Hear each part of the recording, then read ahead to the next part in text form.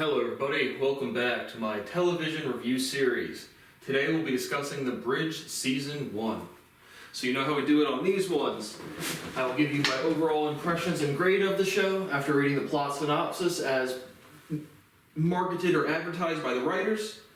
I'll give my overall impressions and grade there. Then after that, if you've not seen the show and would like to, based on or not based on my recommendation or not recommendation, you're going to want to shut off the video because we will be doing a plot synopsis and character development. There will be spoiler alerts. We'll be discussing any major themes. Not really. Probably not. We're through most of the societal major themes and all of these different discussions. But let's see, what do we have here for the bridge? Again, coming off of 2 D pluses or C minus with the old man and the banner under heaven. So what drew me to this one again is like the crime show. So this is labeled as a drama. It says, when an American judge known for anti-immigration views is found dead on the bridge connecting El Paso, Texas with Juarez, Mexico, authorities from both sides of the U.S.-Mexico border must work together to catch the perp, a serial killer who is operating in both countries. Detective Sonia Cross of the El Paso Police Department works with Chihuahua State Department Detective Marco Ruiz, who knows about the slippery politics of Mexican law enforcement. Ruiz, whatever it takes approach, doesn't sit well with Cross, who has Asperger's syndrome and by-the-book attitude when it comes to the job. But the two put their differences aside to solve a string of murders on the border, which is already infected with issues that include illegal immigration, drug trafficking, violence, and prostitution. Originally adapted or produced by FX, first episode date was July 10th, 2003. And so Detective Sonia Cross is played by Diana Kruger, I believe is German-American, and Damien Bichir is Marco Ruiz. Those are the two main stars. So a lot of different cast members. Again, overall, it's way better than the last two I watched. I'm going to give this one I'll give it a B. Because I didn't actually read, that's the first time of me reading the intro. It's like I said, I don't like insecurity characterizations and just in characters. And so right off the bat again, I was like, Sonia Cross by Diana Kruger. Oh man, I've married her many times ever since National Treasure came out, with her playing the smart historian, saving the Constitution or whatever, but definitely have been on some mental dates with Diana Kruger. But I thought the plot moved along well. So it was a little more of a lot of the crime shows I watch are just like gangbangers, whether it's a biker gang or just street gang or whatever, or a cartel or some organized crime in Europe or something. But this was more of kind of like a drama, more like a serial killer, kind of like a get back at you type of deal, which kind of slowly the plot develops throughout. I thought the plot moved along well. I actually did not like the characterization of Sonia Cross, but that was my first time reading that she's supposed to has Asperger's syndrome. But it's just like says he has Asperger's, but it's also like very similar characterizations to like the kind of like the socially awkward but really good at their job types of characterizations, where it was just a weak character. But like Diana Kruger, physically nice. But I thought the characterization of Sonia Cross was actually weak and rather off-putting. Well, I wouldn't say off-putting, but very weak for a main character.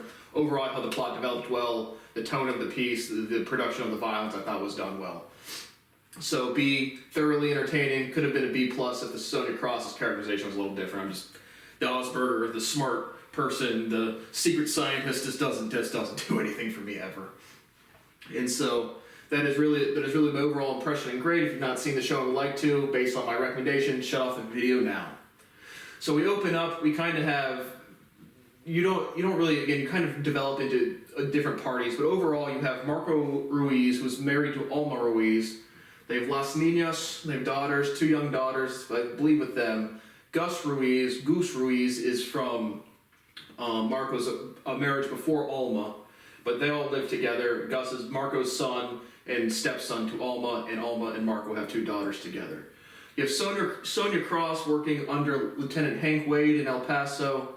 And literally the opening scene is a judge is cut in half from Mexico, as stated in the intro, as well as but it's like half and half. It's like half a white chick and half a Mexican chick. And so they have 2 bodies right at the beginning. That's when you meet Marco and Sonia. Marco lets this ambulance through, and that turns out to be another medium to major character in Charlotte Millwright. She's married to this old rich dude who doesn't really like her. He wants to get a divorce, But right as they're literally investigating this body, Marco lets this ambulance through, and Charlotte's husband, I forget who he was, but was like, I want to get a divorce, and then the next thing you know, he's dead. So Charlotte inherits this big estate, and their estate ranch leader is Cesar something, Cesar, and I liked his characterization. I thought he was a good character, minor role, but I thought I enjoyed him.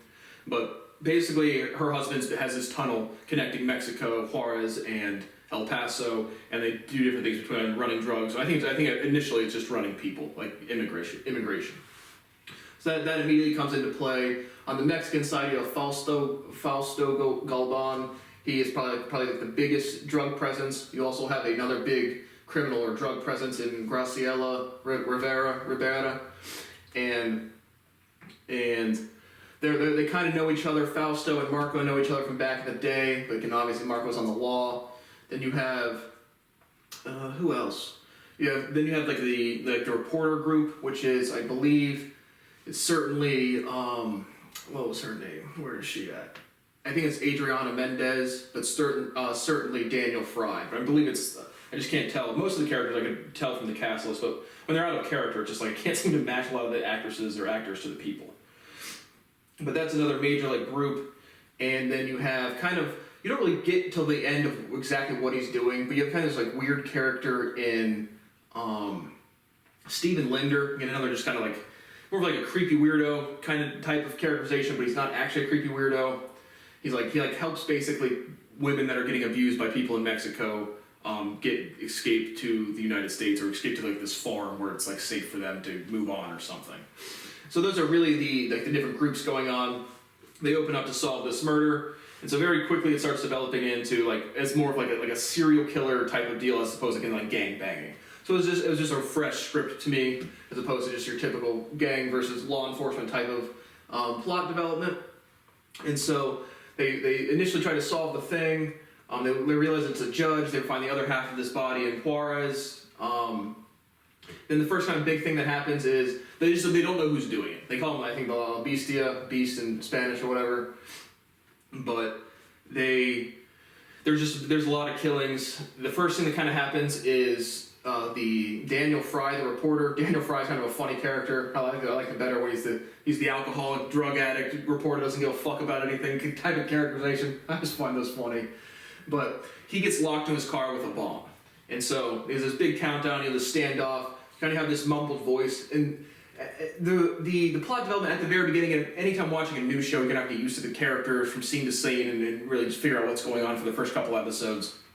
But it wasn't again, well demonstrated to me, the difference. Like, at first I wasn't sure if Jackson Childress, you don't really learn about Kenneth Hastings / David Tate till later, or Stephen Linder was kind of like the implied bad guy.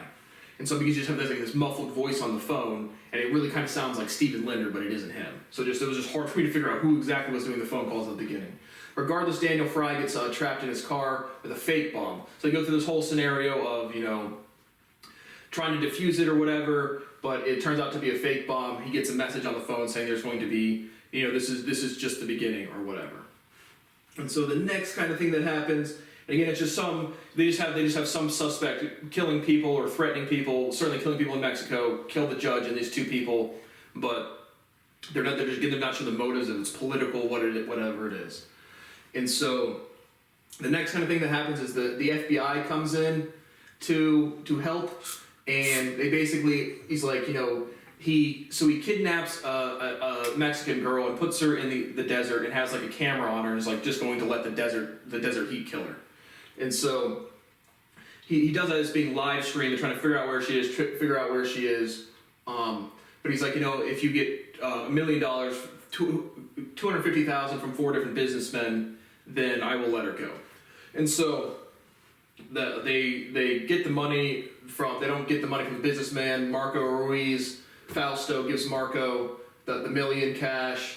They go to get the chick, or to drop off the money to the guy. I just called him Agent Head. I forget it was like Mildred or some Gadded or Jadid or something. I forget his name. But regardless, the FBI agent that goes in to drop off the money, he gets like a phone, and then you don't really see him. And then Marco goes in. The FBI's around there, realizing something's going bad. They rush in, and then they find Daniel Fry is told to look in the dumpster, and Marco is kind of knocked out, and there's a bag drop next to him.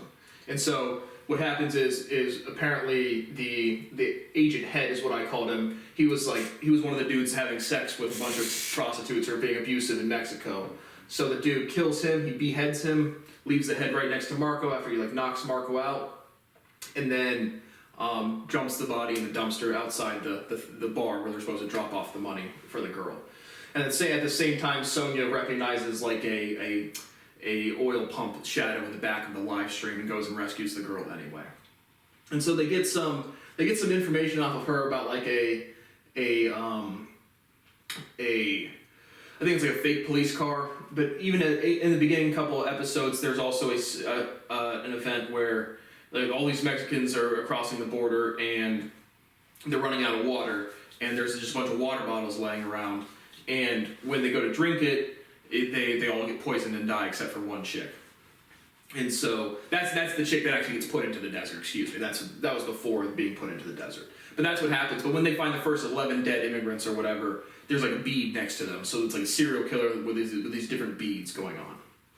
And so once the chick that does survive that, she's the one that gets put in the desert. She's the one that learns about the police car. Then they learn about the first, who they think is the serial killer, Jackson Childress.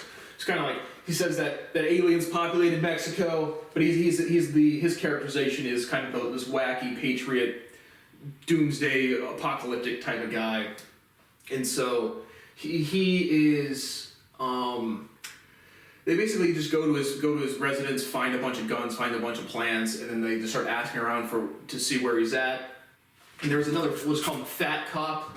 There's another fat cop that's just again, if El Paso and Juarez working together, then you have the FBI kind of just they're barely there until just when the guy's head is cut off. But then you have a local municipality cop trying to get his braces off. He's all excited to go serve his country, and him and Marco are standing there talking, and then his head just gets blown off, and so he dies real quick. But they're at first not sure if they can trust him, but he's in and out of the show pretty quickly. But in pretty graphic production scene there. His head's definitely blown to pieces. But again, weak plot there. The dude's head is literally decapitated. In the same way in Breaking Bad, when Gus, the drug dealer, comes out and half of his head blown off and straightens his tie and dies, but clearly would not be able to function. This dude is not going. His brains are literally splattered everywhere. So Marco and there's another cop who plays a minor role. I forget his name. I have him up here somewhere. Tim Cooper. This mustache-looking dude, white dude for El Paso cop team. But they move the body, save our dead. They're actively getting fired on, and this dude is clearly fucking murked. It's we would, realistically, we wouldn't try to save the body right then. You would just try to go for cover. But that happens, and Jack Childress could have run, but he's shooting from up top. Again, it's just a desert El Paso type of environment. But he comes down, and he's right next to Sonya Cross, and they both shoot each other. So Jackson gets shot but doesn't die. Sonya gets shot but doesn't die. And when they interview Jackson Childress, that's when Sonya puts together that he was Jackson keeps saying he wanted to kill the Mexican, which was Marco Ruiz. And basically, Sonya puts together, well, if you wanted to kill Marco, then why didn't you do it when you dropped off the head by the decapitated FBI agent's body? So rather quickly, Sonya realizes that Jackson is not the main perpetrator of all this crime. He's too whacked out. And she puts something together that this FBI agent who had his daughter or his son and wife killed in a car accident going across the bridge. And the bridge is reference to the bridge from Mexico to the United States. But his son and wife had been killed in a car accident right on the bridge. And that's why it's kind of the opening scene where they put the bodies there. But after that, you quickly learn that because David Tate is supposed to be dead. It's his original FBI name, and the story was that he committed suicide, went down to Juarez to kill himself, and then quickly Sonya realizes that he's still alive, going underneath the name of Kenneth Hastings. So Marco, he steps out on his marriage pretty quickly. He boinks the Charlotte Millwright one night, and then she leaves the wallet there, and then Sonya gives Marco his wallet back right in front of his wife at their house. And so Marco's on the rocks with his marriage with Alma very quickly. And then Alma starts dating this guy, Kenneth Hastings, from work. And turns out that it's, again, that's kind of, Kenneth Hastings has this grudge where there's a bunch of different people that were involved in the accident that killed his wife and son. So really, the first 6-7 episodes, you're not sure if it's like a political motivation, like what the motivations of the killings are. Then you realize it's a revenge plot. So it's not something super unique, but I just thought the plot moved along well. A lot of action, a lot of different players. You're going from the bad guy of Jackson Childress to Kenneth Hastings. The Kenneth Hastings developments were very good. And so he boinks Alma, but starts dating her. Because Alma got cheated on by Marco, and she's just looking for another dude, whatever. And Kenneth is just over there plotting, scheming heavy on the Ruiz family.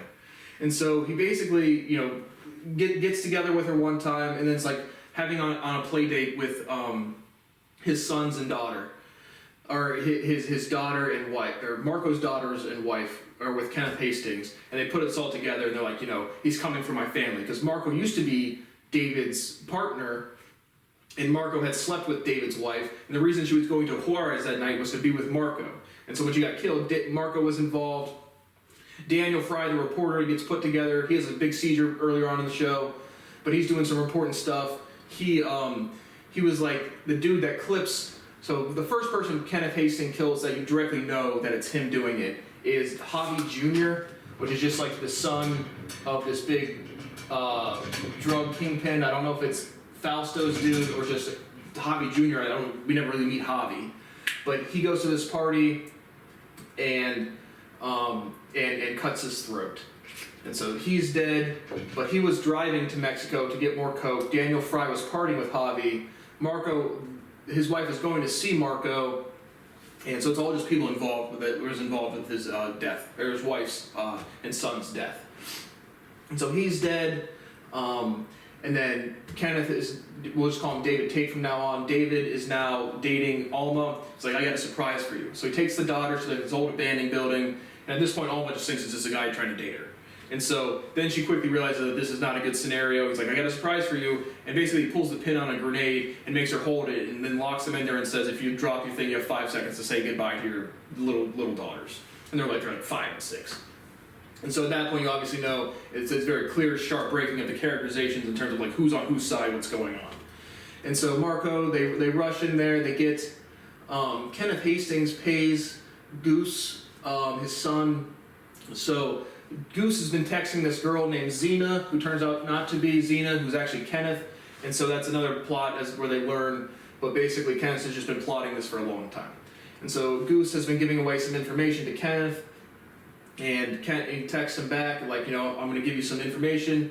And like he's sitting outside on a bench. Kenneth is abducted away, and like has a waiter go over and give him coordinates. The coordinates are to where Alma and the daughters are, the Las Niñas, and they get there. They're able to hand off the grenade, throw it, and explodes, and they live through there. And so right after that happens, Sonia and Goose are Sonia's driving Goose to be in protective custody, and they get slammed by David Tate, and Gus gets abducted. And so when David Tate kills Javi Jr., he puts his handprint like on the wall to like basically saying, it's him now. He's not ducking and hiding, or the game is on. So Gus gets kidnapped, and he gets put into like this big like water tank where it's like timed and water's filling up to drown him. And so I'm not sure if I'm missing any other plot development, but basically Marco and David meet up personally. It's not supposed to happen, but Marco's now got his kid on the line, so once again, but basically Sonia gives him his gun and like lies to Lieutenant Hank Wade about what's going on. And so Marco meets up with David. They go onto the bridge, and he like swerves his car. They just go through the checkpoint normally. Swerves his car, and in the back he's abducted. He's already abducted Daniel Fry, just like poisoned him with something outside of an AA meeting. And again, the characterization for Daniel Fry was way better when he's just raging alcoholic and drug addict. But he's outside of AA meeting, gets abducted. So on the bridge, you have Daniel Fry, Marco, and David. And David has this big suicide bomb vest strapped to him. So once he arms the bomb, the snipers can't take him out. And basically, David's like, Marco, you killed Daniel, and I'll tell you where Goose is. And so the bunch going back and forth of scenes, you're seeing Goose getting filled up with the water, and them killing time on the bridge. Marco refuses to do it. And another just weird why is he's like, David's making Marco kill Daniel. Marco doesn't want to do it at all, but he really wants to save his son. And he says, I'm not like you, and then throws the gun at David. It's like, and then David's like, well, you're not saving him, but it turns around and shoots Daniel, and he falls off the entire bridge.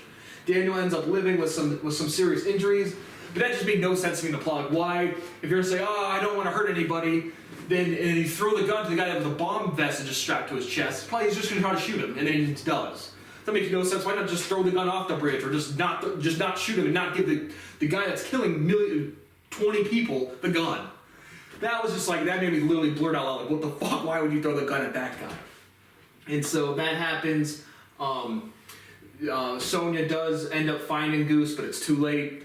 He has drowned and died. So I thought, again, just good plot development as opposed to everyone being saved all the time.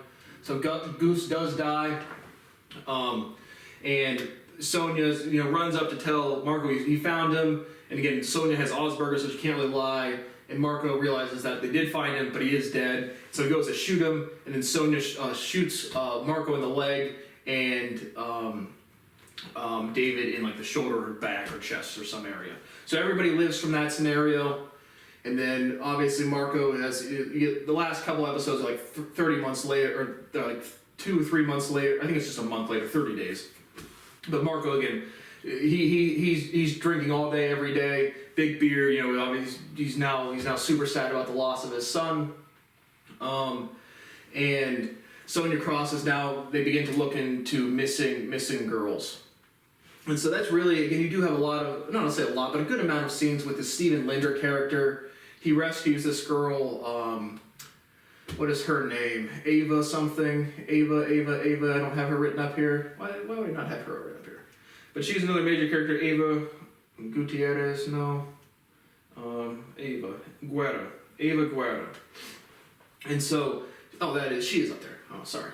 But basically, Steven Linder had rescued her. Her boyfriend comes to find her. He kills him, goes to bury the body. Fausto Galban comes and takes back as one of his sicarios and stabs him to a pulled tree. And this is early in the season, but this is like a side plot.